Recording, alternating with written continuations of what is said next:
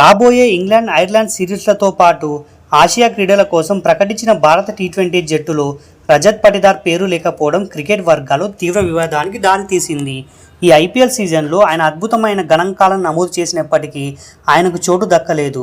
ప్రస్తుత ఐపీఎల్ సీజన్లో పటిదార్ 192.69 స్ట్రైక్ రేట్తో 501 పరుగులు సాధించారు.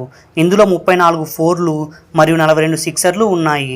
ముఖ్యంగా మధ్య ఓవర్లలో 216.67 స్ట్రైక్ రేట్తో, డెత్ ఓవర్లలో ఏకంగా 278.57 స్ట్రైక్ రేట్తో బ్యాటింగ్ చేసి బౌలర్లను వణికించారు. అయితే BCCI chief selector Ajit Agarkar ఈ విషయంపై స్పందిస్తూ భారత జట్టులోకి నేరుగా వచ్చే సత్తా ఉన్న టాలెంట్ ప్లేయర్స్ చాలామంది ఉన్నారని, కానీ తాము కేవలం 15 మందిని మాత్రమే ఎంపిక చేయగలమని చెప్పారు. ప్రస్తుతం జట్టులో ఉన్నవారు కూడా బాగానే పర్ఫార్మెన్స్ చేస్తున్నారని ఆయన పేర్కొన్నారు. అయితే ఈ విషయంపై పటిదార్ తన ఆవేదనను వ్యక్తం చేశాడు. తనను ఎంపిక చేయకపోవడంపై పటిదార్ పరోక్షంగా అసంతృప్తి వ్యక్తం చేశారు.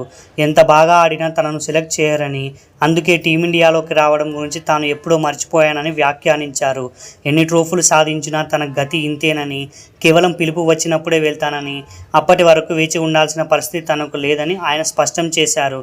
ప్రస్తుతం తన పూర్తి దృష్టిని ఐపీఎల్ పర్ఫార్మెన్స్ పైనే పెడుతున్నానని, తన ఆట తీరును మెరుగుపరుచుకొని వచ్చే ఏడాది కూడా ప్రత్యర్థులకు చుక్కలు చూపిస్తానని ఆయన హెచ్చరించారు.